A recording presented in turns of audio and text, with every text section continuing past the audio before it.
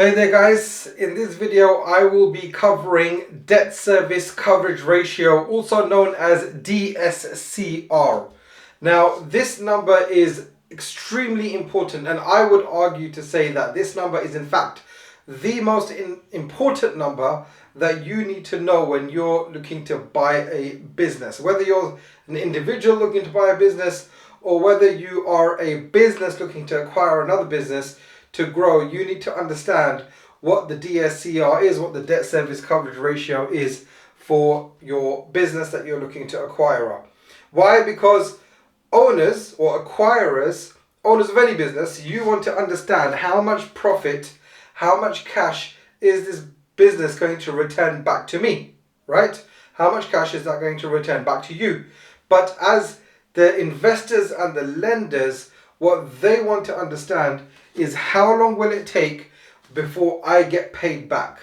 And I want to ensure that the business which is being acquired, and in some cases the business which is acquiring the business, has enough money to pay me back my payments. So lenders want to see, normally they want to see an amortization over a number of years, whether that's 3 years, 5 years, 8 years, whatever it may be. And investors, they want to see a return on the investment, but they want to see, it depends. Investors are a little bit different because different investors have different criteria as to how they are going to hand over the money. Some of them want to get their money back and then make a return on top of that. And some investors, that's immediately, and some investors don't mind waiting. With investors, it's a bit more of an individual agreement between you and an investor, but ultimately everyone wants to identify when are they going to get their investment back. So in this video I'll be covering debt service coverage ratio. And I just want to tell you, with this one, you have to look at the free cash of the business. So the free cash is basically the cash which is left over after the taxes has been paid, right? Corporation tax. So after corporation tax has been paid, you're left with free cash, and you don't have to spend that on capital expenditure to keep the business running. How much money is left over for you that you could actually put into your pocket or keep in the business or whatever you want to do with it, right? So that's the most important thing that you need to identify, the free cash, not the EBITDA. The EBITDA is looked at, by the way, because EBITDA interest. So normally if you're getting investment from a lender, then the interest which is charged on that is deducted. It's an EBITDA, earnings before interest, yes? So interest can be taken into consideration. However, the tax cannot, because you have to pay the tax to the government. Now, one thing I will say is that you'll always hear me or other people talking about 1 times debt service coverage ratio, or 2 times debt service coverage ratio, or 2.5, yeah? The higher the number, by the way, the DSCR, I'm going to put that here, DSCR, yes?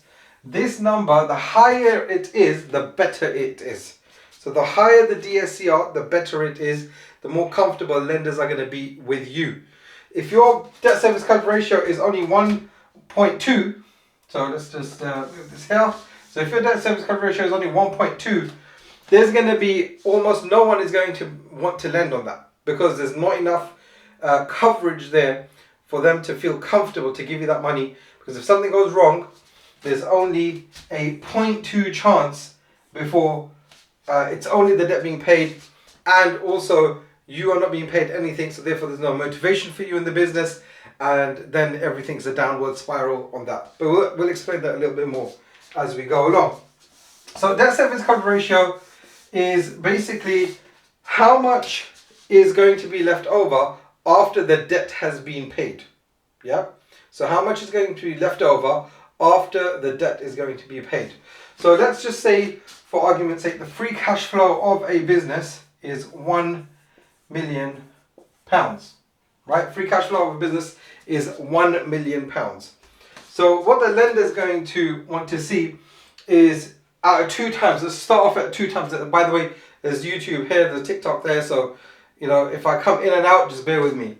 So if, for example, it's £1 million, the lenders want to see at 2 times debt service ratio that the debt is no more than 500,000. Yes, the debt is no more than 500,000, And that will leave you with a 2 times DSCR, right? Debt service coverage ratio. Why? Because if you've got 500,000, you double 500,000, you get to your free cash flow number, you've got 1 million there, right? So they know, for example, if for whatever reason, now don't forget, lenders, they do a stress test, or any good lender anyway, they will do a stress test on your business to see, right, what happens with this 1 million number if, for example, it goes down? What happens to my debt service? Can my debt be paid back if this number goes down?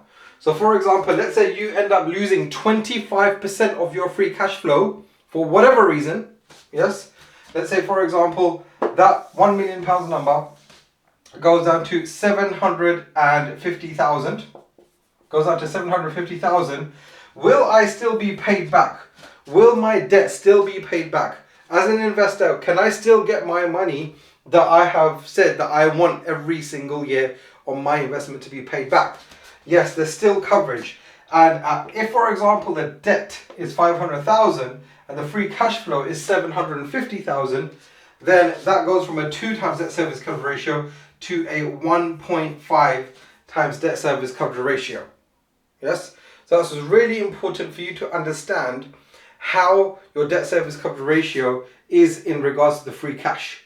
Now, with most people who are buying businesses, there'll be an element of debt from a lender, there may be investor involved, and there's going to be normally some element of seller finance. So seller finance is normally always going to be there. So I'm going to take here, so because what it is that when you're speaking to your lender and you're doing your cash flow for the future, or once you've acquired the business, and that's why I always say, especially in my coaching, what are you going to be left with after you've taken over the business? And when I mean left over with, I mean how much can you put in your pocket?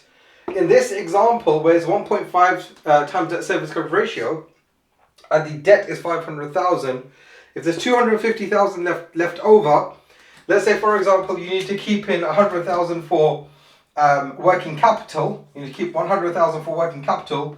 That then leaves 150,000 for you to put into your pocket, or to grow, or to do whatever. Yeah. So that's what 100,000 there. So that's why it's really important. So let's take a look at an example where actually we should have kept that 500,000. It's a nice square number for people to work off. So let's say you're buying a business, and in that business you are paying, it doesn't matter what the figure is, what we're trying to identify is debt service coverage to the cash flow of the business, the free cash of the business, yes? So let's say, for example, the business is being purchased for 4.5 million, something like that, whatever. So the debt on the business is 500,000 per annum, and that's to a lender, right? So that's to a lender. So let's say you're a business at the moment, and you have got a line of credit, yeah, some financing from a lender, and they have said, right, you're going to put in X amount, maybe 10%, 20%, whatever it may be, depending on whether you're in a secured or unsecured facility, and the seller is holding a note, and that note is basically the seller finance. You've agreed to pay the seller, let's say, for example, 400,000, so 500,000, let's make the numbers easy, 500,000 over a 5-year period, yes, or 400,000 over 400-year period, 4-year period. So we're just going to keep it at 100,000 per year. So to the lender, you're going to be paying 500,000, yes. To the seller, you're going to be paying 100,000 per annum. Seller finance, yes? I'm going to put SF for seller finance. So you've got 500,000 which you're paying to the lender. You've got 100,000 which you're paying to the seller every single year. So that means that your total debt is 600,000. Your total debt is 600,000 per annum. That's what you have to pay out before you can pay yourself. So you have to pay out to external lenders, investors, to the seller, whoever, before you can pay yourself, before there's working capital left over in the business as well. The lender doesn't care about your working capital. The seller doesn't care about your working capital, but they actually do. But that's, I will go with my coaching clients with regards to that. So you've got 1 million in free cash flow. Million in free cash flow. I don't know how to write my numbers. There you go. 1 million free cash flow. That's 1 million free cash flow. So what happens now? that means you've got 600,000 to pay. So your free cash left over after you've paid the seller for seller finance and after you paid the lender for the debt facility that they provided to you, you've got 400,000 left over.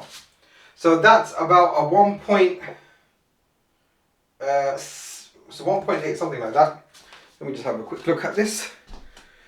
1.66, call it 1.7. That's a 1.7 debt service coverage ratio. Yeah, 1.7 debt service coverage ratio because you've got 400,000 left over. Now remember, any good business owner is going to want some for capital growth. They'll want some for working capital. Working capital growth is really important too as well. So you want to put 100,000, for example, per year you want to leave in the business on top of your capital requirements.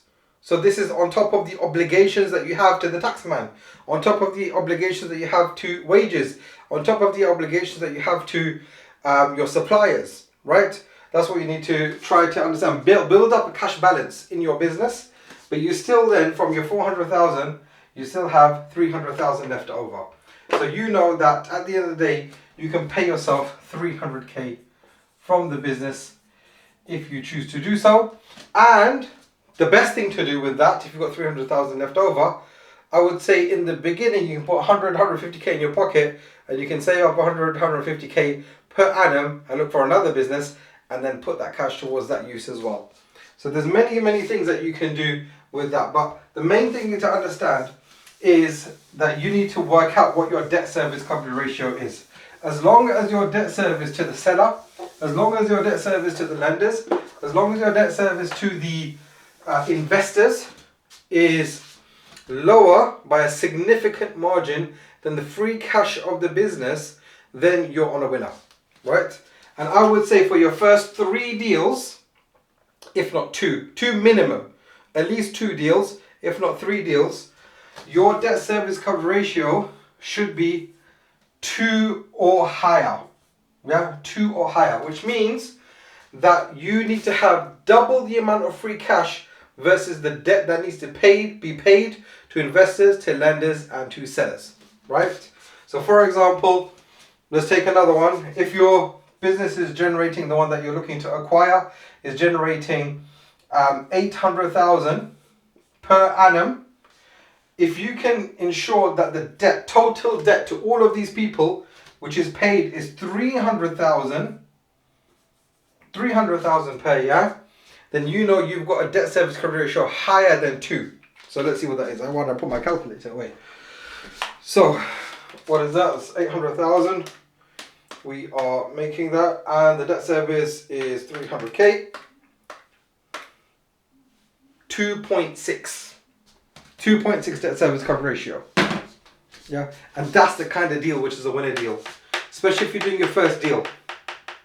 And if you're doing your first and second deal, you want to get something like that. I had a debt service coverage ratio for my first deal like this. In fact, it was more than that. Yeah, and that's really important because what happened on my first deal, the business was affected by the pandemic, and although we got some grace from our lenders when we were making the acquisition, or once we had made the acquisition from our investors, then there was still enough coverage left over. As soon as things opened up again, we had a large influx of customers. Of course, we were able to serve our customers, and the amount that we generated from business activities after COVID, when everything opened up again, we were able to easily cover that. I think our debt service coverage ratio on that was 2.2, which is great. So first 2-3 deals, higher than 2. Now after you've done, let's say for example, you've done 3 deals where you've got at least 50% of the free cash coming back to you, 50% of the free cash coming back to you.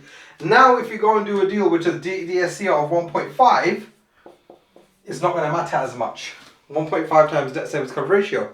So for example, as we were saying, if your business is generating 1 million, I'm just going to use 1 million like that now, 1 million in profit, free cash, and the debt service is 750,000, yeah, you've got 250,000 left over, but you've got 3 other deals in which you've got, for example, 900,000, 1.2 million in free cash there.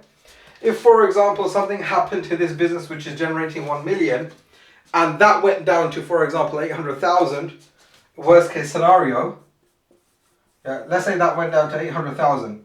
750,000 is your debt service to sellers, to investors, to lenders. You've only got 50,000 left over, right? Let's say even worse situation. Let's say that business went from 1 million, and that went down to 700,000 for whatever reason. 700,000. That looks like a 2, so call it 700k.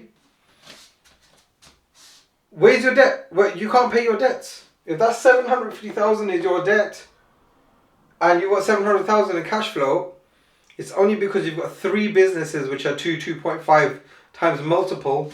Now you can pull 50,000 from that free cash and pay down that debt. And that's why your initial deals need to be killer deals. If your initial deals are killer deals, then you know you're onto something. And that's why I advise all of my clients that, look, your first 1 or 2 deals, make them killer deals. And trust me, you will be able to find them. It's just a matter of time. And it doesn't take long. The amount of sellers that are out there. Now, the people that work with me, sellers, and by the way, you need to prepare your business for sale. If you're watching this and you're a seller, prepare your business for sale. But the amount of sellers that don't know, they don't work with me, they don't work with good brokers, they don't work with good M&A advisors, they don't work with anyone who's ever sold a business before. They don't know this stuff, right? They don't know how to sell a business. So therefore, you as a buyer, you'll be able to get a fantastic deal. Yeah. If you're buying something at 2 times multiple, you're getting a great deal. You can get some good debt on that. You can get some good investment on that. You've got a business. You've got some free cash. You've maybe had a capital event yourself. Put that to use. That means if you're paying 2 times debts, 2 times multiple, that means in 2 years you get all of your money back.